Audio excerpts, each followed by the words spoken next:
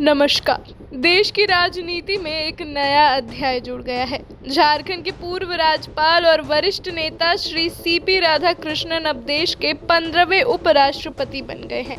संसद भवन से लेकर सोशल मीडिया तक बधाइयों का सिलसिला जारी है। सीपी राधाकृष्णन का राजनीतिक सफर बेहद सादगी, परिश्रम और राष्ट्र सेवा से भरा रहा।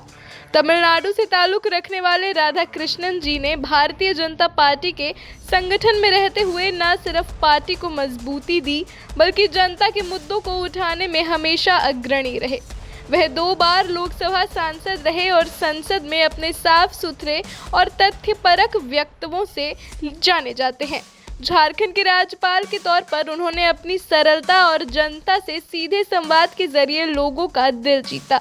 उनकी जीत केवल एक व्यक्ति की जीत नहीं, बल्कि लोकतंत्र की उस परंपरा की जीत है जिसमें सेवा, समर्पण और राष्ट्र एकता सर्वोपरि होती है। उपराष्ट्रपति का पद केवल संवैधानिक दायित्व ही नहीं, बल्कि पूरे देश के लिए संतुलन और मार्गदर्शन का प्रतीक भी है। ऐसे में राधाकृष्णन जी का अनुभव, उनकी स्वच्छ छवि और जनता के प्रति उनकी प्रतिबद्धता संसद के ऊपरी सदन यानी राज्यसभा के संचालन में नई ऊर्जा और नई दिशा लेकर आएगी। यह जीत इसलिए भी अहम है क्योंकि मौजूदा दौर में जब राजनीति अक्सर आरोप प्रत्यारोपों से घिरी रहती है, वहीं सीपी राधाकृष्णन जैसे नेता का उपराष्ट्रपति बनना एक सकारात्मक संदेश देता है। यह संदेश की ईमानदारी, धैर्य और राष्ट्रहित की सोच ही अंततः लोगों का दिल जीतती है और उन्हें सर्वोच्च पदों तक पहुंचाती है। आज का यह ऐतिहासिक पल हमें यह भी याद दिलाता है कि लोकतंत्र में हर कदम जनता की आशाओं और आकांक्षाओं को पूरा करने का जरिया है।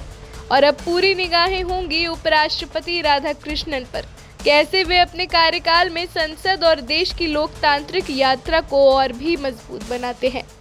सीपी राधाकृष्णन का उपराष्ट्रपति बनना इस बात का भी संकेत है कि भारतीय राजनीति में अब अनुभव और ईमानदारी की नई कद्र की जा रही है।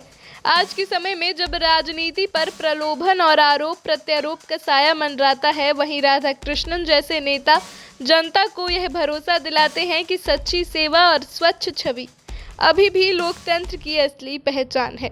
उनकी जीत दक्षिण भारत से लेकर पूर्वी भारत तक एक सेतु की तरह है, जहां तमिलनाडु की संस्कृति और झारखंड की धड़कन दोनों ही उनके जीवन का हिस्सा बन चुकी है। यही वजह है कि वे सिर्फ एक क्षेत्र के नहीं, बल्कि पूरे राष्ट्र के प्रतिनिधित्व हैं।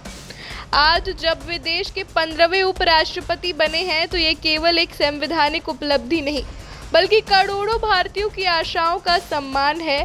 और संसद भवन के गलियारों में अब उनकी सादगी भरी पर मजबूत आवाज गूंजेगी, जो आगे आने वाली पीढ़ी को भी प्रेरित करती रहेगी।